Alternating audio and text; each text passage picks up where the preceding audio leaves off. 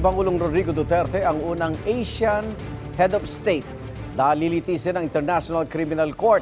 Ito yung matapos kumpirmahin ng ICC Pre-Trial Chamber 1 ang lahat ng counts ng crimes against humanity laban sa dating Pangulo kaugnay sa kanyang extrajudicial killings sa Pilipinas. May unang balita si Jamie Santos.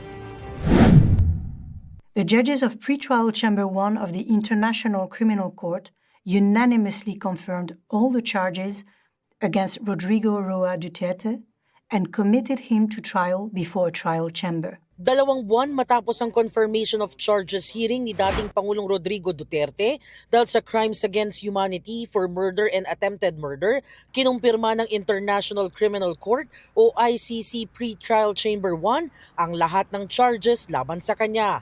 Ibig sabihin, sasalang sa trial proper ng ICC ang dating Pangulo. There are substantial grounds to believe that Mr. Duterte is responsible for the crimes against humanity of murder and attempted murder. These crimes were allegedly committed as part of a widespread and systematic attack against the civilian population on the territory of the Republic of the Philippines between the 1st of November 2011 and the 16th of March 2019 in the context of the War on Drugs campaign. 3 counts ng crimes against humanity for murder and attempted murder ang kinakaharap ni Duterte.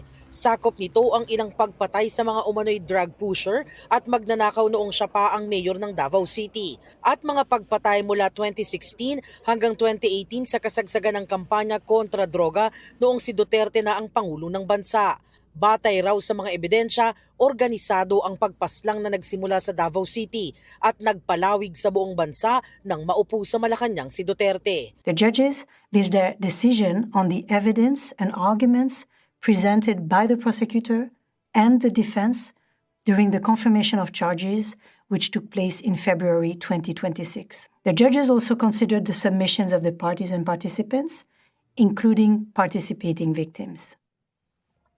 The defense and the prosecution are not automatically entitled to appeal to this decision, but they can request authorization from the pretrial chamber to do so. Haharap si Duterte sa paglilitis sa ilalim ng iba't ibang uri ng pananagutan bilang indirect co-perpetrator dahil sa pag-utos, pag-udyok at pagsabwatan sa mga krimen. Sa ilalim ng Rome Statute, kailangang humarap si Duterte sa mga pagdinig. Trials at the ICC are fair and impartial, and the defense will have sufficient time to prepare its case while respecting the rights of victims.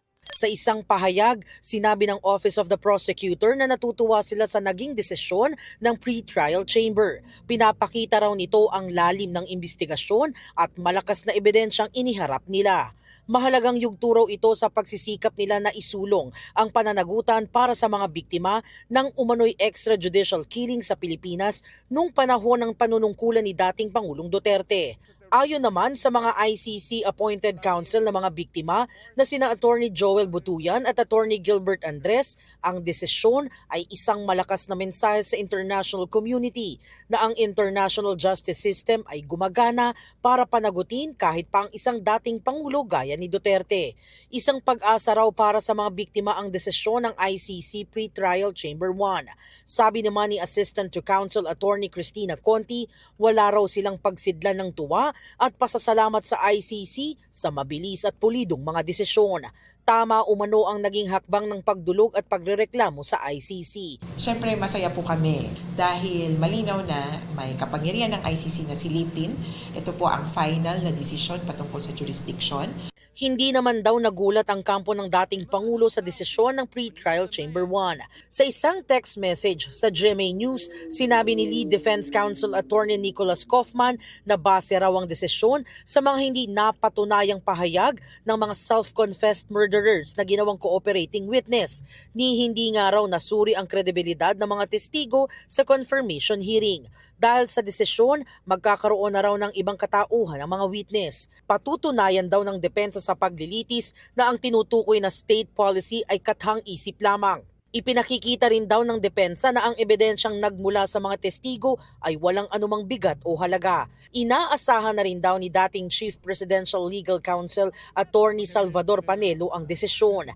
Pero kung ebidensya raw ang pag-uusapan, dismiss na dapat ang kaso. Ang Malacanang naman, iginagalang daw ang desisyon ng ICC. Ayon kay Undersecretary Claire Castro, hustisya ang kailangang makamit sa mga kasong ito at parehong panig ang makikinabang sa proseso. Ito ang unang balita. Jamie Santos, GMA News.